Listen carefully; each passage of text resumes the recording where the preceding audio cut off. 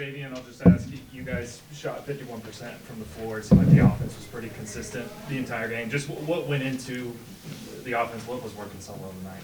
It's funny you say that because we went into halftime saying like our offense wasn't as normal as it was. We wasn't getting the shots that we normally take, or they weren't falling. So, I mean, we went into halftime. We wanted more out of ourselves because we know we could have gave more on the offensive end as well on the defensive end. But shots fell. We went into halftime with the lead, and we were comfortable going to halftime. But we knew we had to come out and guard. Yeah, on the other side of the you mentioned maybe the offense not being there like you wanted it to, but the defense in the first half. How big was that for you guys to take a halftime? I mean, it's huge. We always talk about our defense, our DCO. We want our defense to lead the offense, and I think we did a pretty good job of it, but we can still do more. We can box out more so we can get out in transition on the offensive end, but I think we did a good job. Okay, we'll go Bob. Sam, emotional game like this, how tough is it to keep your composure? I mean, yeah, tempers get heated in the heat of the game. You know, you got thousands of fans there screaming at you. Players are going at it, so it's a bit of a challenge, and it's something we got to work on, and we notice that going forward. Ryan? Jay, you mentioned the offense not clicking immediately. Was there a point in the first half, because it looked like you guys had a lot better rhythm there to close on that 14-2 run. Could you, like, center a point? Was a timeout, something like that, where you got it going? I believe it was the last media. We said we had to close out the half strong. We wanted to go into halftime with a comfortable lead, and I think our players got the message across, and we went out there and executed. Ryan Avery. Yeah, Sam, I want to ask you about this guy sitting to your left.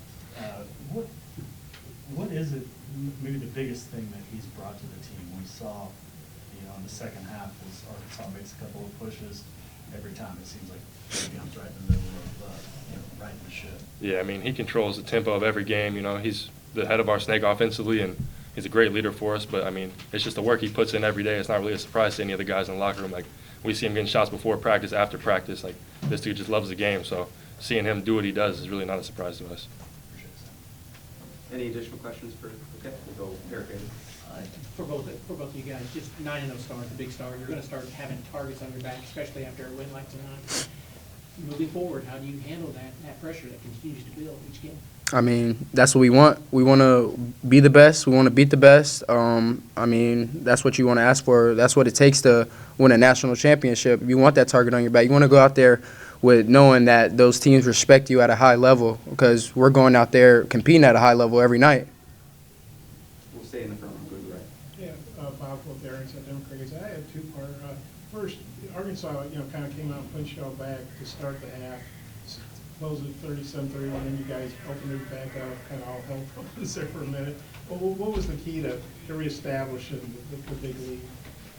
I mean, I'll probably just say staying together. Basketball is a game of runs. You know, you're going to throw some punches and take some punches. So especially just when things kind of got heated in that first 4 minutes of the second half, just coming together, calming our guys down, and I think that's what helps us get through it.